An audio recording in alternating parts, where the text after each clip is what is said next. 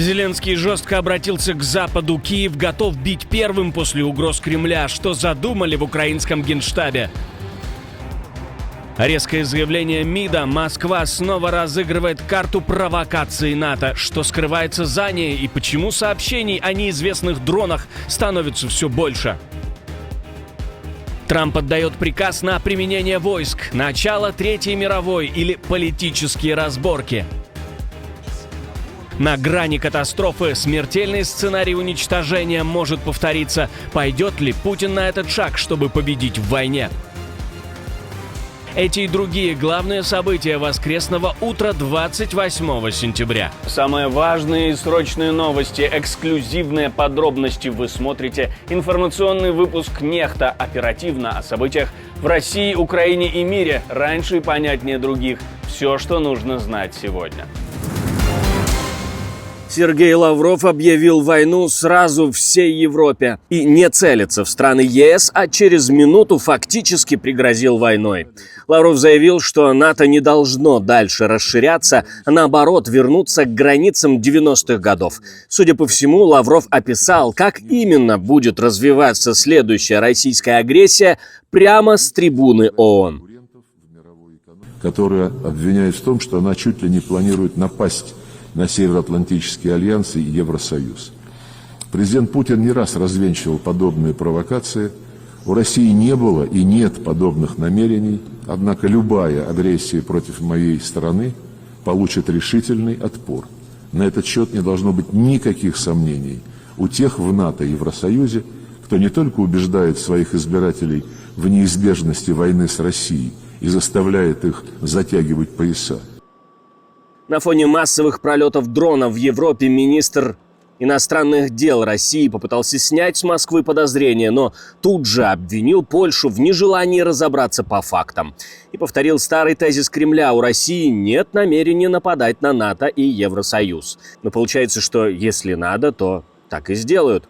Финальная фраза звучала немного иначе. Любая агрессия против России встретит военный ответ. Это уже не дипломатия, это прямое предупреждение европейским столицам. Приключения российских дронов в странах НАТО продолжаются. Над электростанцией в ЛАЭС-Коски в финском Рованьеми пролетел беспилотник, несмотря на действующие запреты и статус объекта как критической инфраструктуры. Подобные сигналы поступают все чаще, а границы дроновых инцидентов все шире. Прохожий заметил беспилотник над электростанцией и сообщил в полицию. Правоохранители подтвердили факт, но от комментариев отказались. Идет следствие. Камеры наблюдения на объекте не зафиксировали оператора, сообщили об этом в компании, которой принадлежит станция. С августа все электростанции в Финляндии находятся в официальных бесполетных зонах. Нарушение уже само по себе уголовное дело. Тем не менее, запреты не останавливают таких вот людей. На фоне всего этого президент Финляндии пытается сохранять спокойствие и заявляет, что не верит в масштабный налет дронов, вот такой, как был не так давно в Польше. Но реальность, похоже, начинает опережать его заявление. Кроме того, российские говорящие головы подливают масло в огонь, заявляя о провокациях, которые якобы готовит Киев. Очень часто такие обещания со стороны российского МИД заканчиваются реальными российскими провокациями. Сегодня сразу несколько венгерских СМИ сообщили о планах Зеленского осуществить диверсии в Румынии и Польше с целью обвинить в них Россию. Так на Банковой готовят свой Гляйвицкий инцидент с целью создать казус белли для войны между Россией и НАТО. По версии МИДа РФ, все это часть дезинформационной кампании Европы, направленной на втягивание России в прямое столкновение с НАТО. Захарова уверена, если план будет реализован, то, цитирую, «Европа окажется ближе к началу Третьей мировой, чем когда-либо в современной истории». Если Кремль грозит Киеву блэкаутом, Москва должна знать, что останется без света первой. Владимир Зеленский требует от Запада перестать выбирать слова, когда речь идет о прямых угрозах со стороны России. І не треба чекати м'яких кроків з боку Росії у бік України. І відповідно Україна давати повинна відповідні кроки у бік Росії. Не треба цього боятися. І не треба бути дуже обережними в риториці з русскими, якщо вони погрожують. Я вважаю, що така така сама риторика повинна бути і у цивілізованих країн. Россия каждую зиму целится по энергетике Украины, стремясь погрузить страну во тьму. И президент добавил, если такие угрозы звучат снова, партнеры должны дать понять, что и в Кремле может настать темнота. Цивилизованные не начинают первыми, но это не означает слабость, говорит Зеленский. Запорожская АЭС все ближе к повторению сценария Фукусимы. Станция уже превысила критический порог автономной работы без внешнего электроснабжения и остается на дизельных генераторах. Как пишет The Guardian со ссылкой на МАГАТЭ, ЗАЭС уже более 3 суток обесточена и держится исключительно на аварийных мощностях. После катастрофы на японской АЭС в 2011 году европейские регуляторы установили предел 72 часа максимум, который станция может безопасно работать без внешней энергии, и этот срок уже пройден. Украинские власти подозревают, что Москва сознательно подводит ситуацию к критической черте и использует станцию как инструмент давления в переговорах. Запад следит, МАГАТЭ предупреждает, но рычагов воздействия нет. Топливо для генераторов не бесконечно, и времени все меньше. Как думаете вы, ждет ли нас огромная катастрофа? Пишите в комментариях свои мысли, не забывайте об этом. В стране, где люди часами стоят в очередях за хлебом, официально предложили больше не повышать зарплаты и пенсии, потому что и так все хорошо. На заседании Халк Маслахаты в Туркменистане почетный старейшина обратился к экс-президенту Гурбангулы Бердымухамедову с призывом остановить ежегодный рост выплат населению. Мол, народ и без того живет в достатке, а деньги, цитирую, лучше пустить на развитие страны. Заявление прозвучало публично под аплодисменты и в духе официальной туркменской пропаганды, где витрины ломятся от продуктов, а уровень жизни якобы бьет мировые рекорды. Хотя в реальности дефицит, безработица и жесткий контроль. Для власти это очередной штрих к мифу о великом благополучии, а для населения еще один сигнал: ждать не только прибавки, но и правды тут точно не стоит. Оккупированный Крым идет на рекорд. Полуостров встал в очереди за бензином. Половина заправок закрыта, топливо выметают, а оккупационные власти просят не паниковать. Соцсети заполонили видео с длинными очередями у АЗС по всему полуострову. По данным российских медиа, прекратила работу примерно половина автозаправок. Власти признают, ситуация с топливом непростая, но просят не создавать ажиотажа и не закупать бензин впрок.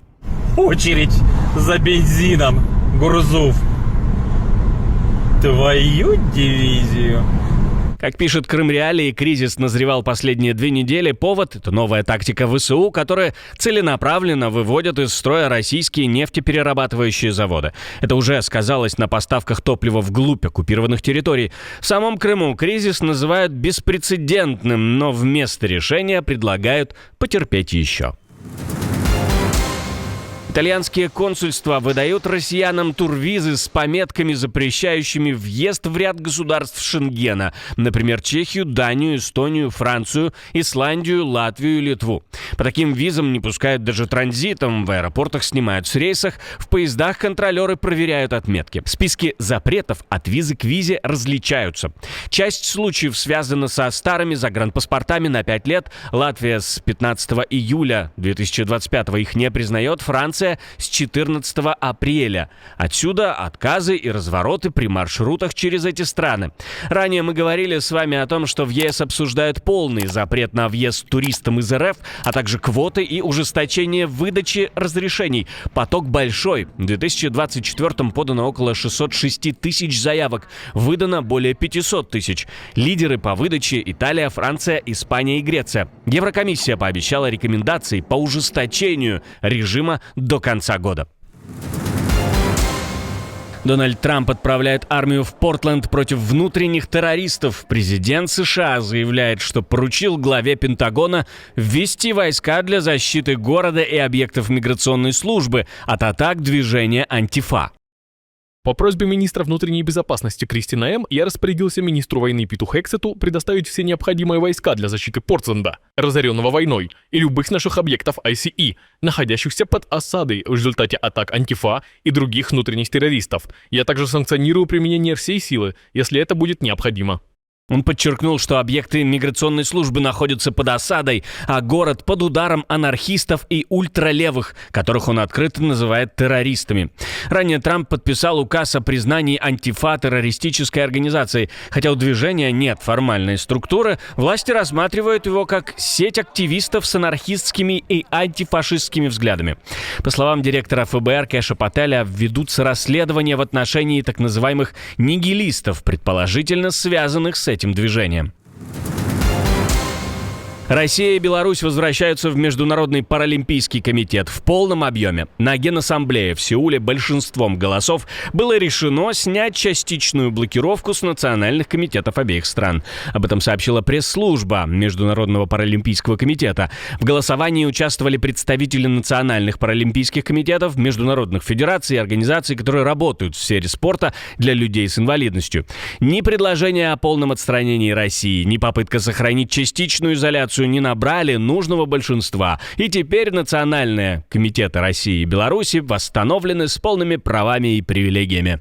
Их ранее ограничивали в 2023 году за нарушение условий членства, но после голосования в Сеуле эти санкции больше не действуют. Для продления ограничений нужно было набрать минимум 50% плюс 1 голос от общего числа. Не набрали. Решение открывает странам дорогу к полноценному возвращению на международную паралимпийскую арену. Интересно, сколько так называемых ветеранов захватнической войны приедут на Паралимпиаду теперь. Свои предположения пишите в комментарии. Интересно, чьи оценки окажутся точнее. Уже сегодня снова в глубокую санкционную яму может упасть Иран впервые с 2015 года. Но в Тегеране не паникуют. Президент Масуд Пезешкиян заявил, что страна готова к удару и небо не рухнет. Западные державы активировали механизм снэпбэк, обвинив Иран в нарушении ядерной сделки. Попытки Москвы и Пекина остановить процесс сорвались, их резолюция провалилась в Совбезе ООН. Благодаря принятым нами мерам, благодаря отношениям, которые мы поддерживаем с нашими соседями, со странами Евразии, БРИКС и Шанхайской организацией сотрудничества, и благодаря тому взаимодействию, которое формируется, а также с народом нашей собственной страны и иранцами, которым не безразличен Иран и территориальная целостность страны, и которые верят в достоинство и гордость иранского народа, мы сможем преодолеть эту ситуацию. Санкции вернутся после 30-дневного ультиматума от Евротройки, это Франция, Германия и Великобритания, который был запущен в ответ на обвинения в нарушении условий ядерной сделки с Ираном. В Тегеране это решение назвали односторонним и предупредили: вся ответственность за последствия ляжет на Запад. Отдельное спасибо, что досмотрели до конца. Спасибо за ваше доверие. Жду развернутых комментариев, лайков и репостов. Это важно, чтобы нас становилось больше. На этом пока все. До новых встреч и хороших вам новостей.